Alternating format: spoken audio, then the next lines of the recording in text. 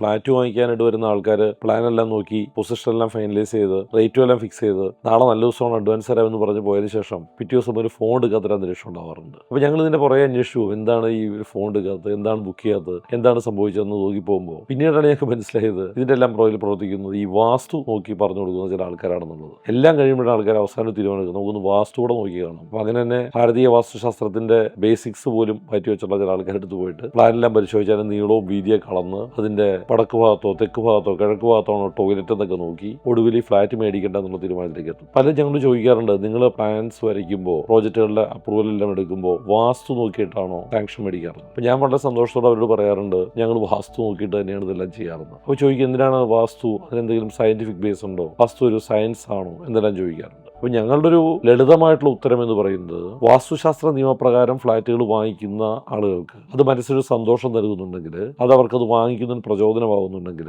അത് അവരുടെ കുടുംബത്തിന് സമാധാനവും സന്തോഷവും കൊണ്ടുവരുന്നുണ്ടെങ്കിൽ ഞങ്ങൾ അതിനെതിരല്ല. കാരണം ഞങ്ങളുടെ കസ്റ്റമേഴ്സ് സുഖമായിട്ടും സന്തോഷമായിട്ടും മനസ്സമാധാനത്തോടെ കൂടിയിട്ട് ജീവിക്കണം എന്നുള്ളത് തന്നെയാണ് ഞങ്ങളുടെയും ആത്യന്തികമായിട്ടുള്ള ആഗ്രഹം. പക്ഷേ നാട്ടിൽ സാമാന്യമായിട്ടുള്ള ബുദ്ധിശക്തിക്ക് നിരക്കാത്ത രീതിയിലുള്ള ന്യായീകരണങ്ങളും അളവുകളും ഒന്നും തന്നെ കടന്നു വരാൻ ഞങ്ങൾ അനുവദിക്കാറില്ല. അസറ്റ് ഹോംസിനെ സംബന്ധിച്ചിടത്തോളം വാസ്തു എന്ന് പറയുന്നത് രണ്ട് ഘടകങ്ങളാണ്. ഒന്ന് വെളിച്ചം, രണ്ട് വായു. വെളിച്ചവും വായുവും കടന്നു വരുന്ന വീടുകൾ ഉണ്ടാക്കുക, മുറികൾ ഉണ്ടാക്കുക, വാസസ്ഥലങ്ങൾ ഉണ്ടാക്കുക എന്നുള്ളത് തന്നെയാണ് അസറ്റ് ഹോംസിന്റെ ആത്യന്തികമായിട്ടുള്ള ലക്ഷ്യം.